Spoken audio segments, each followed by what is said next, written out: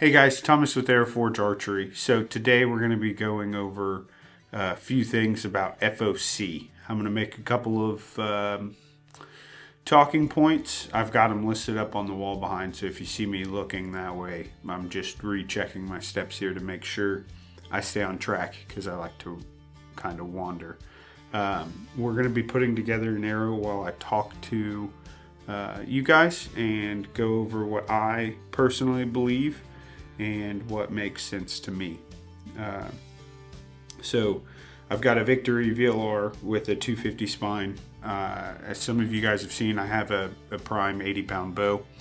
The first point that I want to make is FOC matters, but only when everything else is right. So what I've done with this arrow is I've cut it to the length that I need it to be cut to because I have a super short draw length. I have spun it before that to make sure that everything's good. And what we're going to do now is I'm going to square both ends. I've got a G5 ASD flip here that we're going to use to square.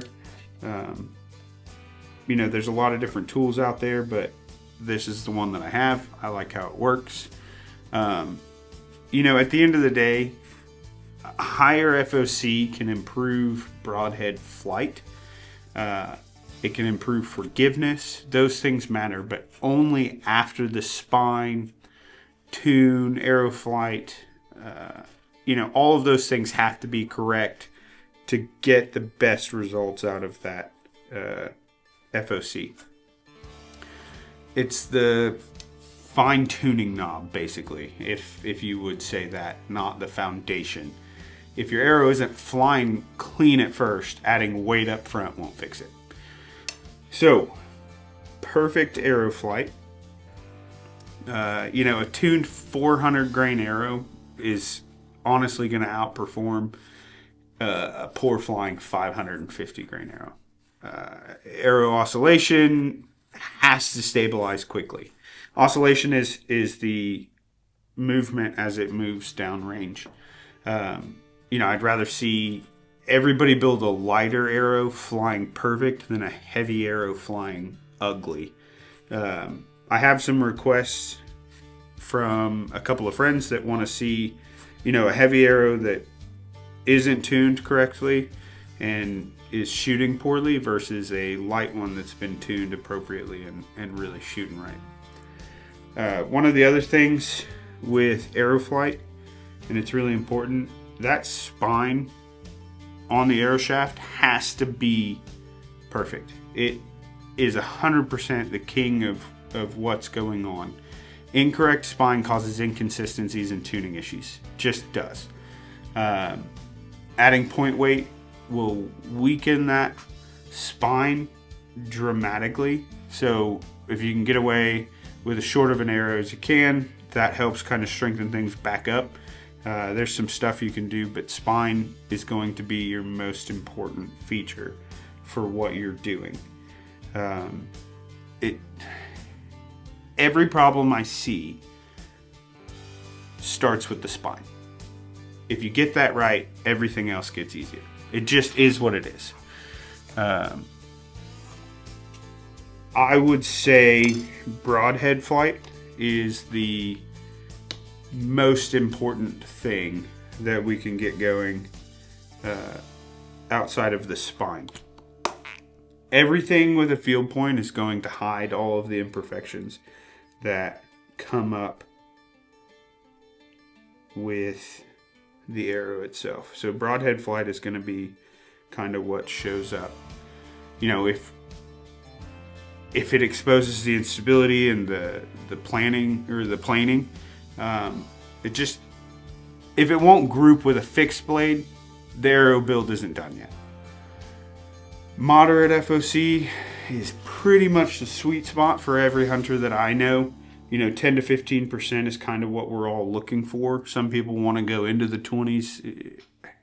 10 to 15% gives a good balance of flight, speed, and penetration. Extreme FOC has a diminishing return. Consistency is what's going to kill everything. Match your arrows perfectly. You know, if I'm building this arrow and I mess up and not everything is the correct weight, I would say the closer you can get each of your arrows, the better, because that leaves less room for error. If, you know, you have 5 arrows that match, it's going to be 5 arrows that are perfect that don't match. It's one of those things that just kind of adds and builds up over time. Heavier arrows do help penetration. They just do. There's really some diminishing returns from 450 to 550. Unless you're stuck with like a super long draw length. There's a bunch of people out there that have 31-inch draw lengths. I can't speak for them, but I will say that 450 to 550 is kind of that sweet spot, unless you're doing some kind of archery event like tack or something else. So that's my opinion.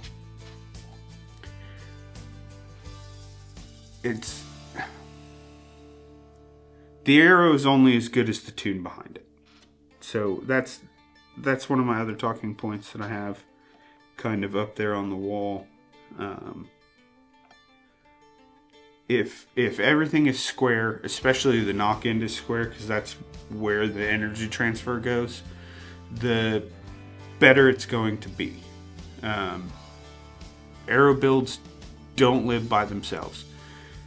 They ultimately live in how your bow is tuned. So that's one of the most important parts is making sure that your bow is tuned for what you've got going on. You know, here at the store, we don't just sell arrows, right? I could sell you arrows all day. We don't just sell arrows. We build a system that flies right. It hits hard and it holds up when it actually matters. If you're going to tack, we built a system for tack. If you want a dual purpose arrow that's going to do well at tack, fly straight, and handle the wind well, but you still want to hunt with it, we build that too. I just want people to understand that it needs to hold up when it matters. And FOC is a tunneling factor where everybody gets focused on it.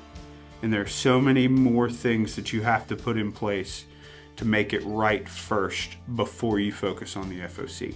If you get everything else built on that arrow and out of that bow, and make sure that all of your timing is correct and all of the settings are correct and everything is dialed in, then focus on your FOC. That's my personal opinion, my take. I hope you guys enjoyed the little short video, and if you would, like, subscribe, and follow along with us on Facebook, YouTube, TikTok, Instagram. We're really trying to get out there publicly, so the more you guys share, the more you guys get involved, the better my business will become and the better I will be able to serve you. Have a good one, guys.